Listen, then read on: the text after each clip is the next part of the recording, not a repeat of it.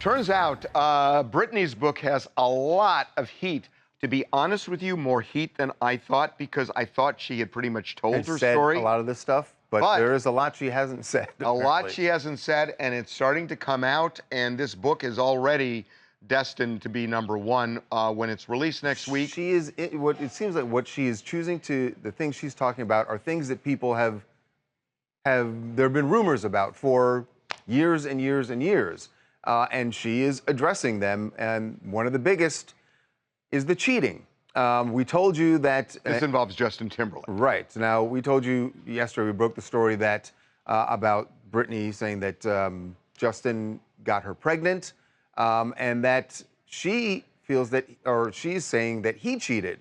What we didn't know, and now we do know, that it is in the book. She is also addressing the fact that she allegedly cheated, and we can take away the alleged I think we take away allegedly, and we've heard this for years, that this involves Wade Robeson, who, you know, has kind of resurfaced in the whole Michael Jackson saga, and he has actually an active case right now against Michael Jackson, claiming that Jackson molested him.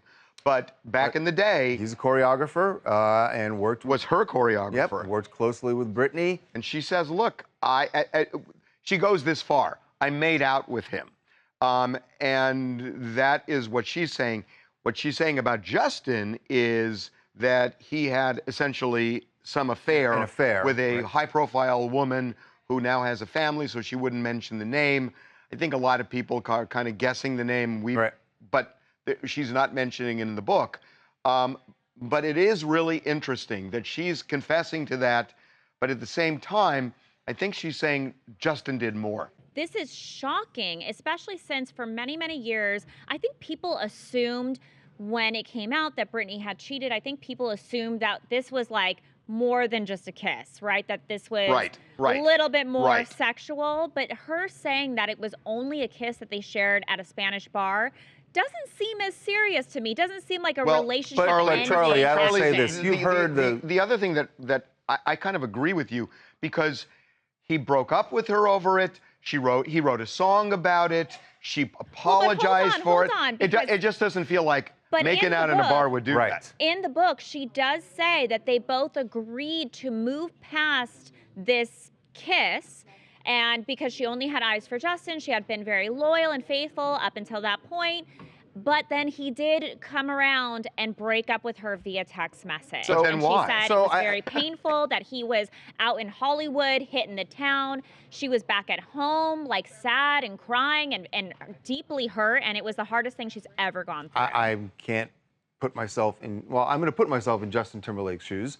And if she says, if she admits to a kiss, maybe Justin's thinking, all right, she's admitting that, but that means it's probably something more. Yeah, we don't. And we don't know, but she says this. It's odd. It's odd. It doesn't seem like he would write "Cry Me a River" over a kiss. Over a kiss. No, I agree. Now, there's a lot more to talk about. So we're going to get into what she is and isn't going to do in promoting the book. But the other thing, and we had a documentary on Fox and Hulu where we talked a little bit about this, but she is saying her drug of choice during the 2000s.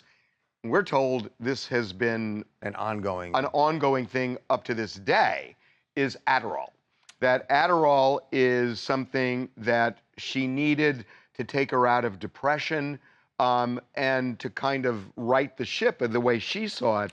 But this is something that has been in her life for a long time. And she is admitting this in the book, which I think is interesting, considering we know that Britney has other medications that she has to take, and I'm just wondering, when I read that, I was like, well, how does Adderall fit in with all the other medications she's supposed to be taking, and do the doctors who are prescribing the other medications know about the Adderall use? I'm not sure, based on the recon we have, that she gets the Adderall from the doctors. Exactly. That's, you know, without getting too much into it, we're told that that has been going on up to this day with Adderall. So I don't think she talks about the present as much as she does the past when it comes to this, but she opens up apparently about a lot of this stuff. Yeah. A lot of this stuff, but by the way, she is not doing any kind of book tour, and it's really not needed. She's already broke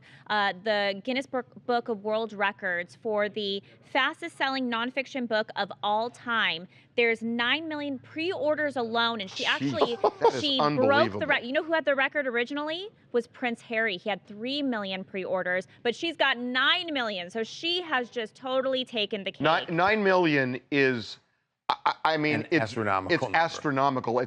I can't wrap my head around that number. Right. With books these days, that is unbelievable. So look, there were a lot of rumors that she was going to sit down with Oprah, that she was going to do a 60 Minutes interview.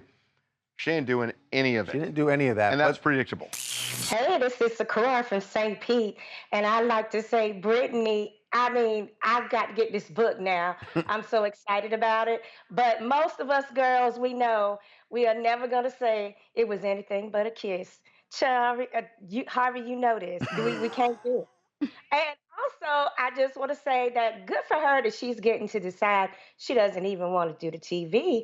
At least she's making her own decisions and standing her ground on those type of issues now. Yeah, she does Yeah, not. that's true. She doesn't want to do it, nor do her people Yeah. want her to do it.